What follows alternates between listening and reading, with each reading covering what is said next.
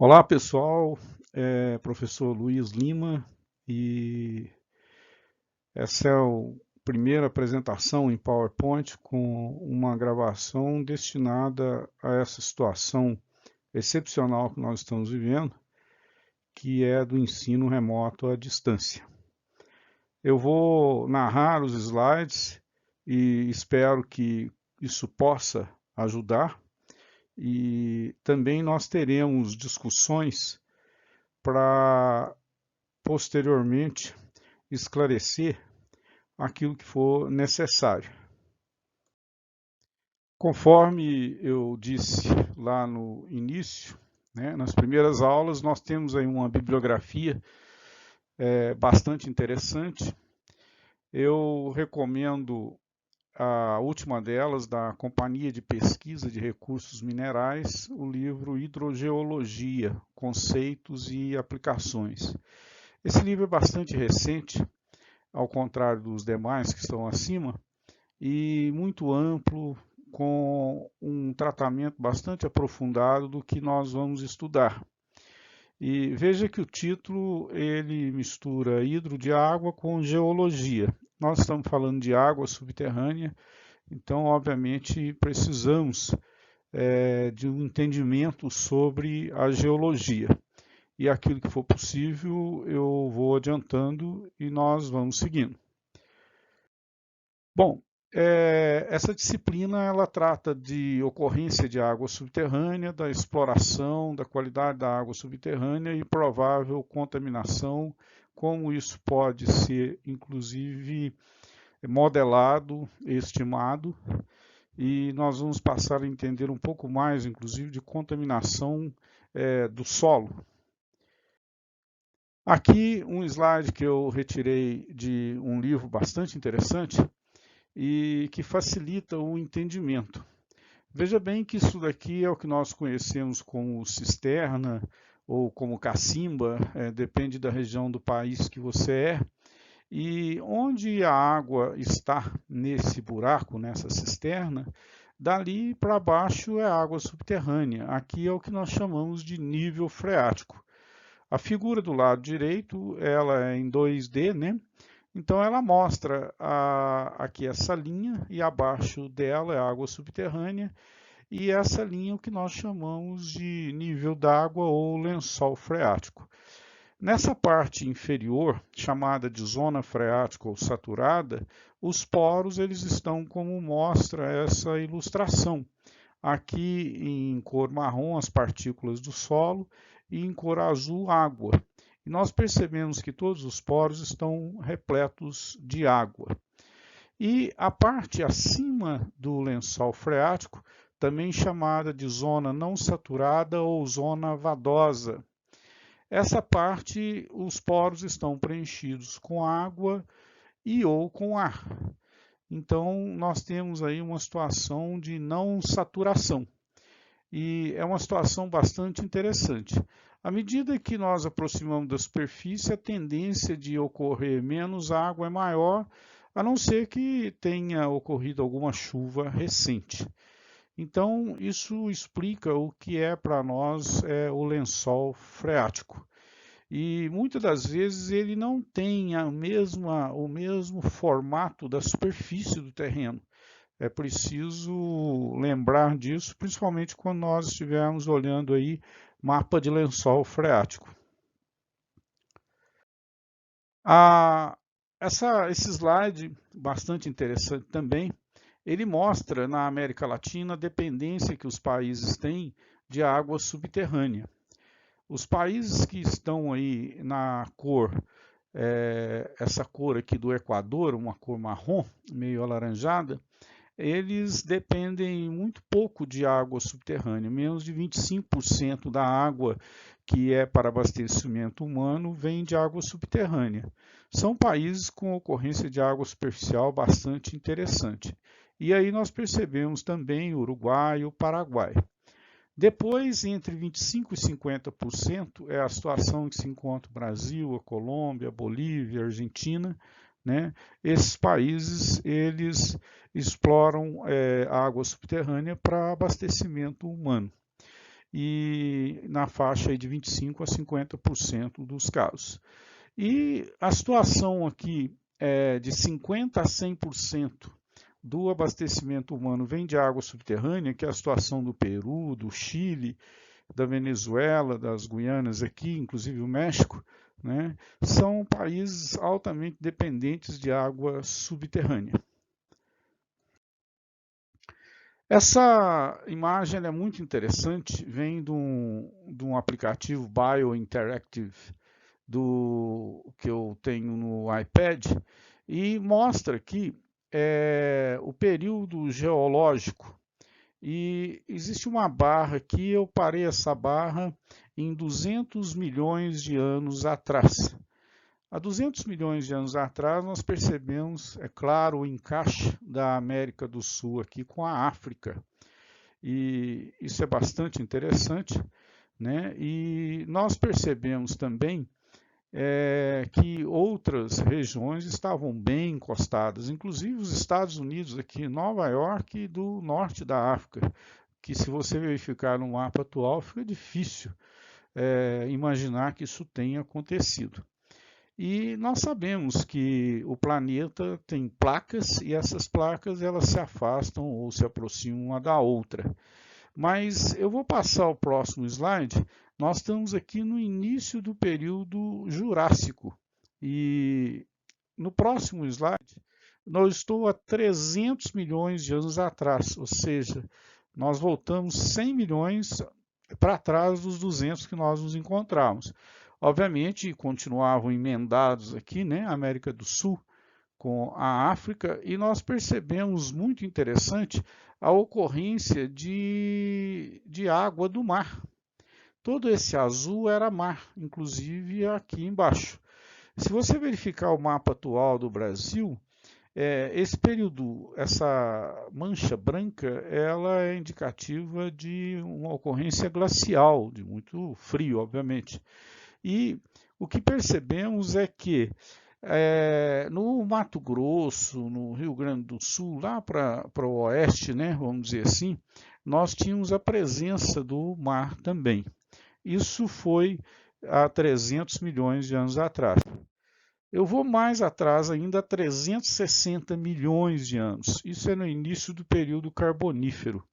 Veja bem o mapa do Brasil, aqui está o Rio Grande do Sul, nós tínhamos tudo isso, era água. E aqui também a Amazônia.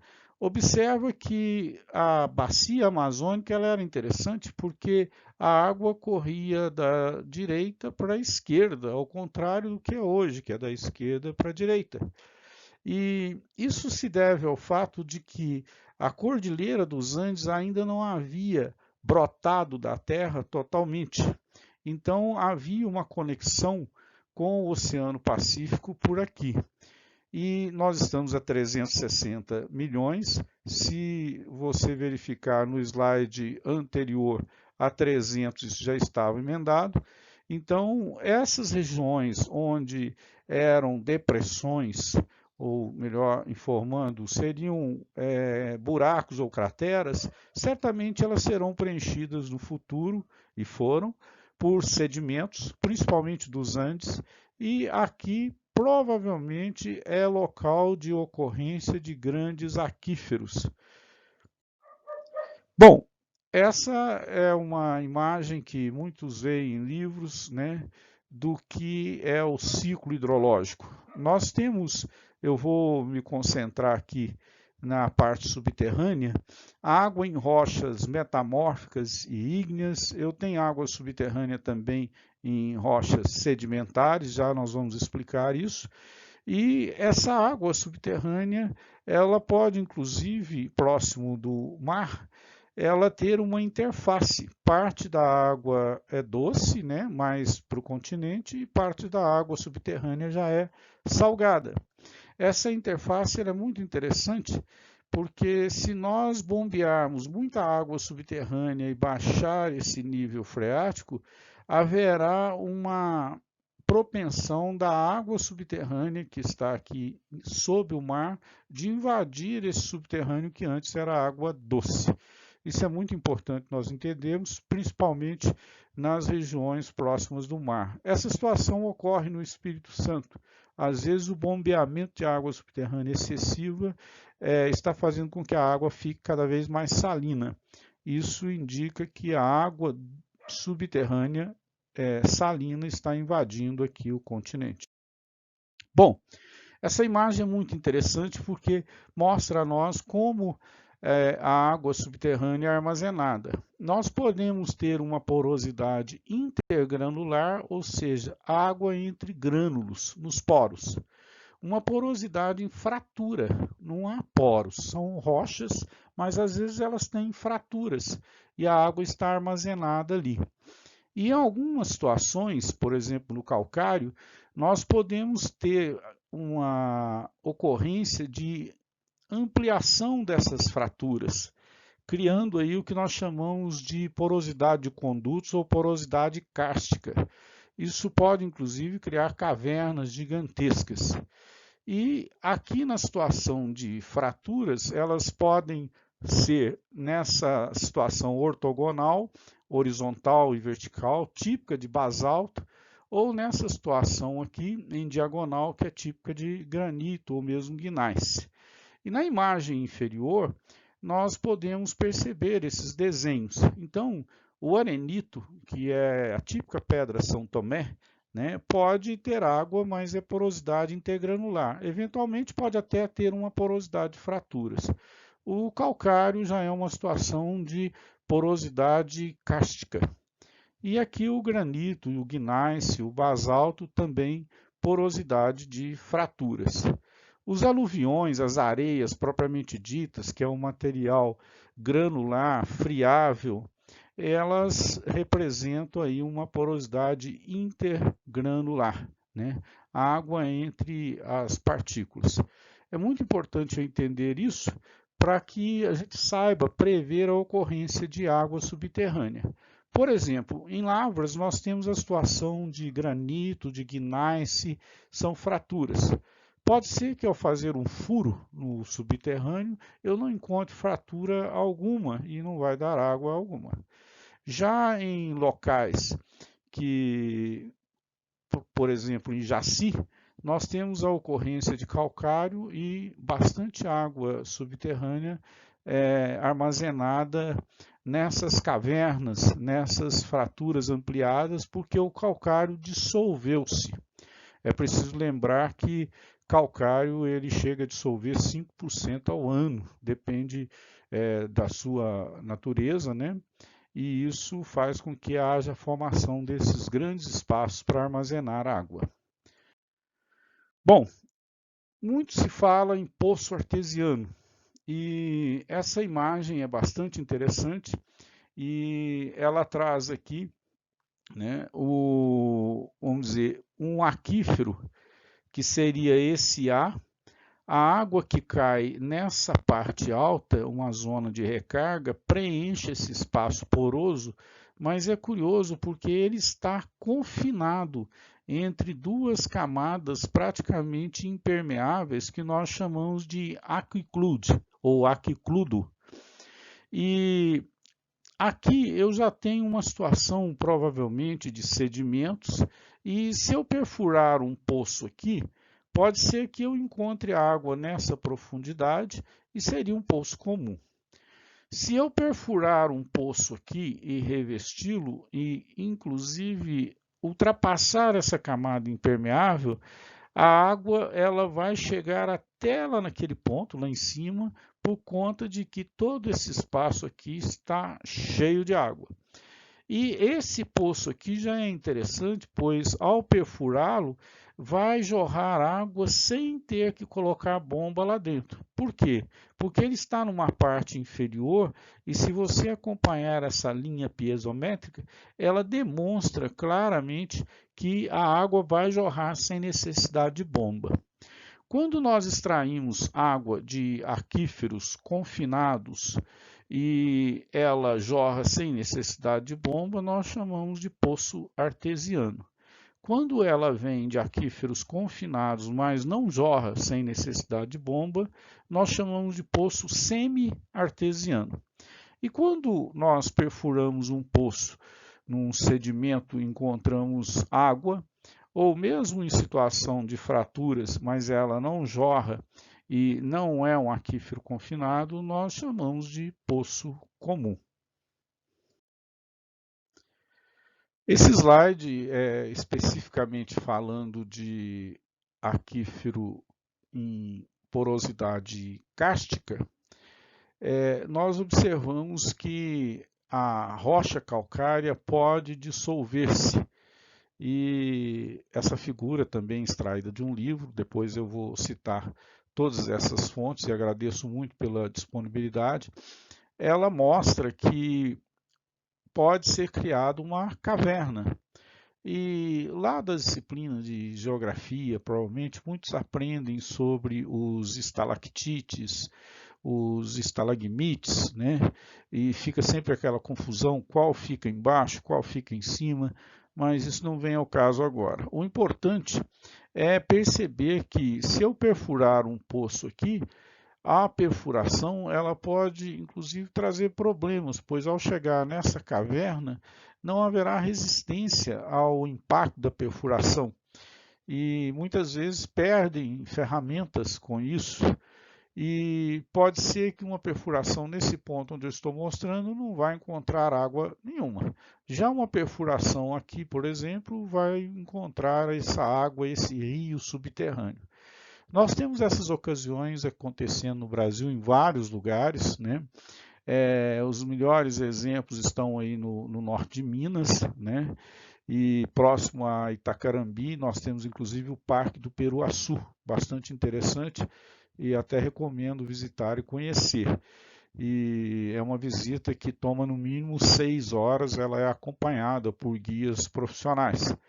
Bom, essa dissolução do calcário ela é curiosa porque se vai embora com a água parte da rocha, então ela desaparece aos poucos. E isso faz com que o solo venha até mesmo ser rebaixado, criando nesses lugares depressões. Essas depressões são chamadas de dolinas. Elas são muito comuns ali na região de Sete Lagoas, na região de Calcário de uma maneira geral, no norte de Minas e até lá no nordeste do Brasil. Aqui um mapa, né, no Brasil da ocorrência de bacias sedimentares. Nós estamos falando de água subterrânea. Lembra daquele slide que o Brasil era emendado com a África e que havia um oceano aqui? Pois bem, criou-se aqui o aquífero da Amazônia. Toda essa região é uma região riquíssima em água subterrânea, pegando boa parte aí do estado do Amazonas, do Pará, até do Amapá. E aqui nós temos um complexo que é o Complexo Guarani, né? Também nós percebemos naquela imagem a ocorrência de água do oceano, de depressões nessas regiões. E aqui está o complexo do Parnaíba, e esse aquífero no oeste da Bahia, bastante importante, é o aquífero Urucuia. E nós percebemos que Lavras, que fica situada mais ou menos onde o cursor está, nós não temos uma bacia sedimentar expressiva. Então, por essa razão, a água subterrânea em Lavras ela ocorre em poços, porém com vazão pequena, dificilmente passando aí dos 5.000 litros por hora. Então, isso são bacias sedimentares, né? E aqui as bacias que nós temos a situação de aquífero kárstico. Então, essas manchas em cinza aqui são a bordadura daquele aquífero da Amazônia. Nessa bordadura precipitou aqui os primeiros sais, os menos solúveis, que são os carbonatos. Então eles aparecem aqui, como aparecem no Mato Grosso, Goiás, e veja o norte de Minas, como é abundante parte aqui do nordeste do estado de Goiás, né? E vem pela Bahia. Essa faixa ela ficou do mapa hidrogeológico do Brasil publicado pela CPRM, ela ficou em branco por um defeito original. né? Mas aqui há ocorrência também de calcário e até lá no Rio Grande do Norte. Então, perfurar um poço nesses lugares, por exemplo, aqui onde fica Montes Claros, Anaúba, certamente será uma água calcária. Essa água poderá, inclusive, apresentar muitos problemas de entupimento de tubos. Então, o mapa do Brasil apresenta essa ocorrência de água de aquífero kárstico. Aqui, esse mapa ele traz da parte geológica brasileira, né, como o Brasil é organizado, né, e são as províncias hidrogeológicas. E aqui o aquífero Complexo Guarani, né, nós percebemos que ele pega aqui boa parte do estado de São Paulo. E é curioso, quando você viaja pelo estado de São Paulo, rumo a Mato Grosso, você percebe que a partir daqui já são solos mais arenosos, e ali a região de Lins, Araçatuba, Andradina, já chegando em Mato Grosso, toda essa região, inclusive o Triângulo Mineiro, né, e boa parte aqui de Goiás, Mato Grosso, aqui seria o Complexo Guarani. Nós temos aqui muitos aquíferos com nomes diferentes e eles compõem esse sistema que nós chamamos aí de sistema Guarani ou complexo Guarani. Eu já ouvi falar que se explorar muito a água do complexo Guarani, a cidade de São Paulo vai afundar-se. Eu não vejo como isso pode acontecer em função dessa localização um pouco distinta entre o aquífero e a cidade de São Paulo. Bom, esse slide muito interessante, ele traz aqui a ocorrência de água no planeta e nós percebemos que 96,5% da água está em oceanos. E se nós verificarmos aqui a água subterrânea, né, nós temos um percentual de 0,76% como água doce, tem muita água salgada. Mas, de um modo geral, se eu considerar apenas a água doce, né, 68,7% está em geleiras, então fica difícil ela ser utilizada. E 30% está como água subterrânea. E essa água subterrânea é uma água relativamente rasa, de exploração relativamente fácil, né? E ela é muito importante para nós. O Brasil é um país agraciado com muita água de superfície, muita água subterrânea, né? E nós percebemos aqui que da água doce do planeta, né, 0,006% está em rios, né? E 30% é água subterrânea. E olha que curioso, na atmosfera está 0,04%. Então, percebe-se aqui que tem muito mais água doce no céu do que em rios, né? E isso é curioso nós observarmos que a gente não imagina. E a água que está no subterrâneo, ela tem um tempo de residência lá. Quando é água rasa, pode ser que ela tenha aí de 100 a 200 anos que ela está lá. E água muito profunda pode ser de 10 mil anos. Então, nós até costumamos chamar de água fóssil.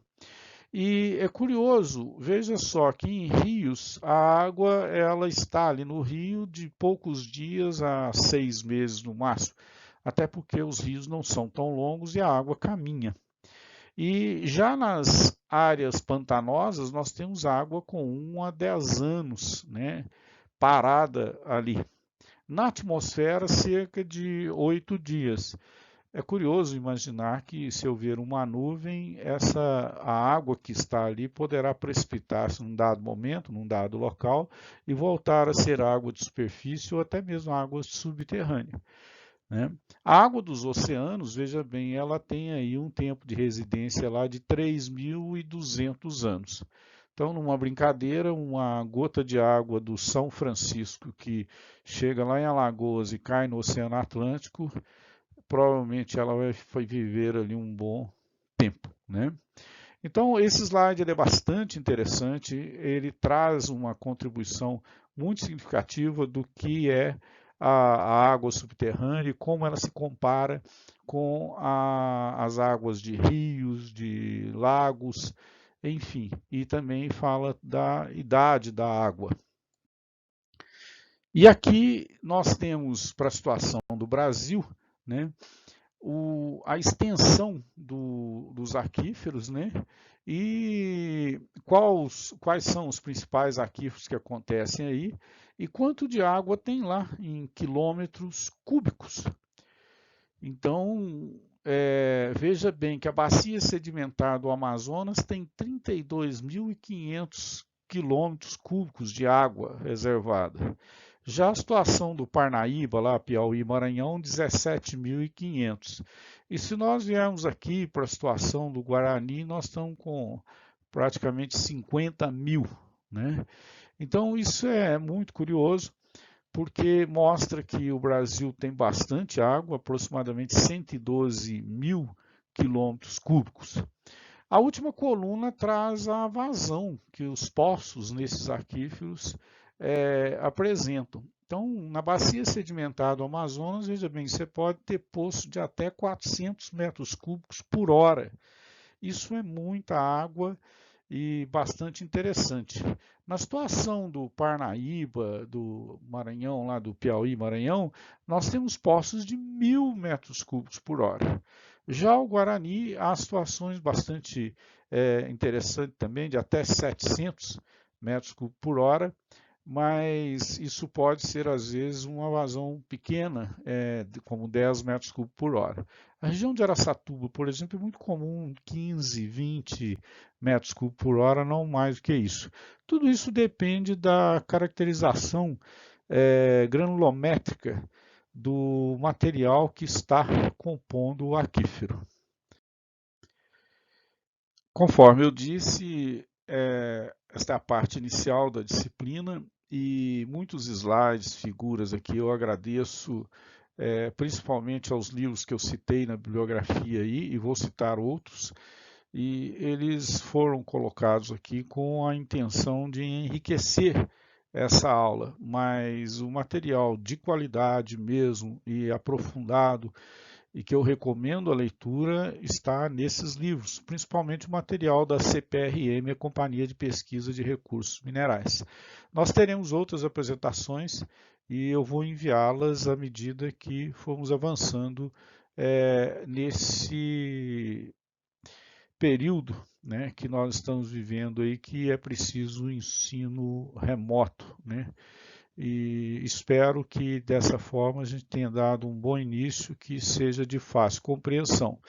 As dúvidas podem ser enviadas para mim no meu e-mail, lalima@ufla.br, e eu vou esclarecendo ela lá no campus virtual.